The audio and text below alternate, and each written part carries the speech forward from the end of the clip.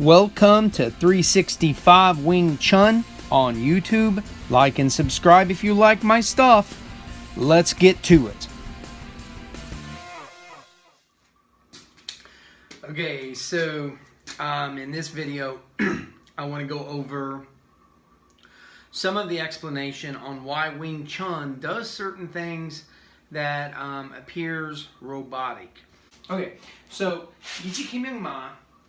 you are forming a triangle here. I'm not going to go over the full explanation, but you'll see people that are in a stagnated position of Ma, and what they do is they're not just doing the forms, but they're also doing drills. Okay? The reason that we are doing drills in Ma is to maintain the balance, to lower ourselves, and to position ourselves. In order to learn the footwork for Wing Chun, you have to learn Ma first. It's a building block. You will never be able to do this stuff without learning that Ma first, or the steps. What I just did right there. A lot of people don't understand that. If I am facing the camera and I'm in Ma facing the camera, I'm able to shift over here and punch.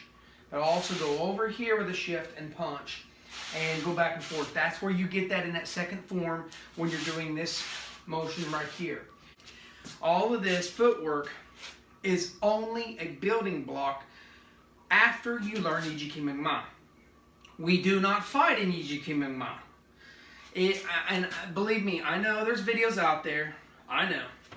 You will also see people doing Ma when they're doing the Chi Sao. One hand is in Fook, going up and down. One hand is from Tan to Bong when you're doing the Chi Sao, and when you're first learning it. When you are learning Chi Sao, one hand is always in Fook, going up and down. One hand is, it starts off with the Bong and goes to the Tan. And the idea is the Fook, you're going up and down with it, but you're also trying to come in later on with palm strikes. The Tan can flip, come in with punches, and then you start adding to it. You add more and more and more. You should start off slow, learning the Dan Chi Sao, and then from the Dan Chi, you go into regular Chi Sao with two hands. This takes a lot of time. Most Wing Chunners will not even begin Chi Sao in their first year, or sometimes even their first 2 years. They're learning all the other things. So another thing that's very robotic is the idea of when we are walking and we're stepping, we keep our core weight over our hips so that as we're turning, we're upright. We're not leaned back, we're not leaned forward. We keep everything here and then we're moving. Okay, everything is moving and it looks robotic, especially when you add my hands coming through and I'm doing stuff with my hands, okay, and then I'm shifting. I'm keeping my head, my torso straight.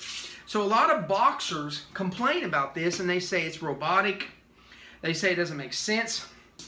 And one of the biggest examples, because it's misunderstood, is if I am down and somebody is throwing a punch and I shift and I hit them, a lot of boxers will say, why do that? Why not dodge like this and then come back? Well, because in that moment of time when I'm snaking around with my body, my core is over here now. I would end up having to put like 90-10 weight, like 90% of my weight is right here. See, I'm lifting my leg up. So that if I'm doing something like that, that's expending too much energy. It's so much easier to step and to shift, okay? It's so much easier to do this than it is to bob and weave. And I'm kind of doing a bob and a weave a little bit, but at the same time, you can freestyle. Once you get the principal mechanics, you freestyle. So the reason that we have our body here and we keep everything aligned, see how I'm moving? Everything's aligned and our neck is straight. We're not doing this stuff. The reason we do that is because we are learning to throw punches, and these have to be relaxed, yet dealing with the tendons and the certain muscles under the arm, not the biceps, and the tendons and the bone structure. Coming up, moving around. These need to be relaxed so that when somebody hits my arm with their arm, that my arm gives but my body doesn't move. In other words, my head and if at that point in time I were to shift and step and punch, my core body and my head and my spine don't move. But if someone were to pull, well, if they were to push my hand, I want my hand to give. I don't want to be so strong that everything is connected, so that if they're pushing my arm back, they start pushing my core back. And you see this in the MMA fanboys. I know because I used to be one.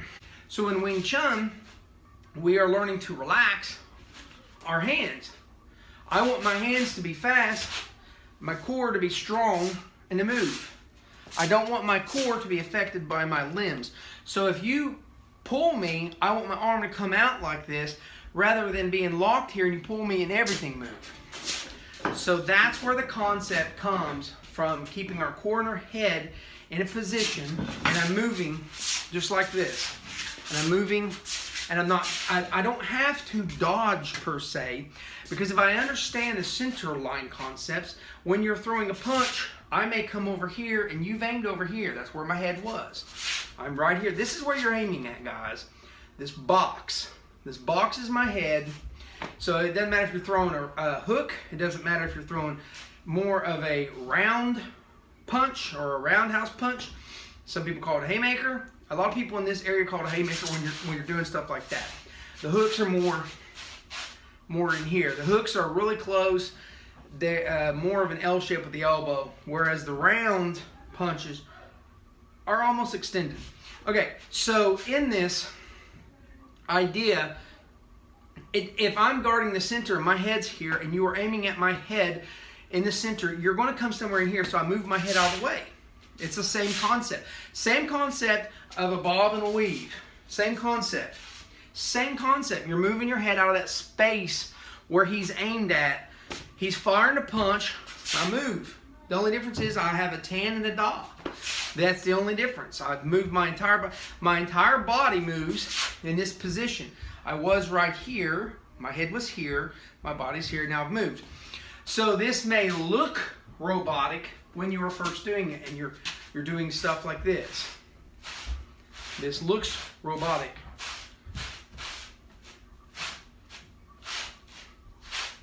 All that looks robotic. The thing is, when you're doing it fast, it's hard to see coming.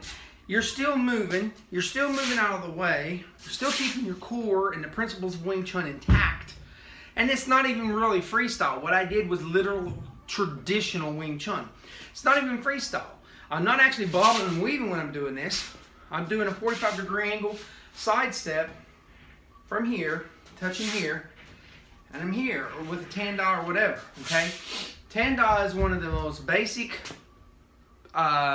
attacks that are also taking up the center.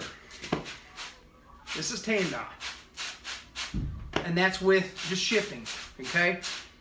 With stepping, it's a whole nother story. So I hope that some of this video helps people understand why we keep our head and our core locked when we're moving, okay? And it's always locked over top of our hips and our waist and our legs, okay? So it's like our weight is here. If we're bobbing and weaving and I'm doing stuff like this, then my weight is turning and going over and moving. If I'm moving my head like that, then it's the same thing. It's the weight is moving. We don't do that. And again, the reason why is because we are learning to punch, and if they push back with pressure, we want our arm to give, but not our core. We don't want our core to give. It's a very hard concept to get, to throw a punch, and then when they're pushing back, only your arm moves. This is where you gotta just throw it out, and this is where you're like water. Water is just coming in and crashing, and it's doing whatever. If it finds an obstacle in the way, which is gonna be his hands, then you need to move over. This is where your chi sao comes into play. You are crashing into them. You are water. Water is crashing into them. It's forward energy.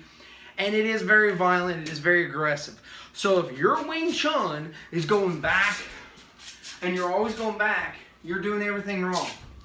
You need to sit there and figure out how to do the 45-degree angle steps So that way you can get away from this guy and you can get on his angle of his shoulders and you can still make it a hit. Maybe you even need to go back and then forward.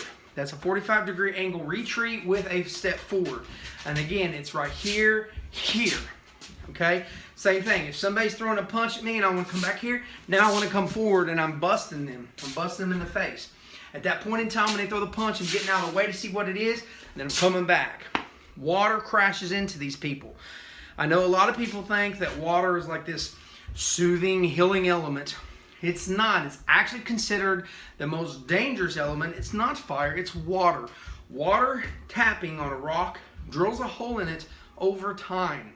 Water encompassing something drowns it. It removes it. It helps it decay quicker. There's all kinds of reasons why water is a deadly element and not this merciful, life-giving element. Water is seen as many things within the Eastern philosophies towards life and death. It's water can easily be the yin and the yang.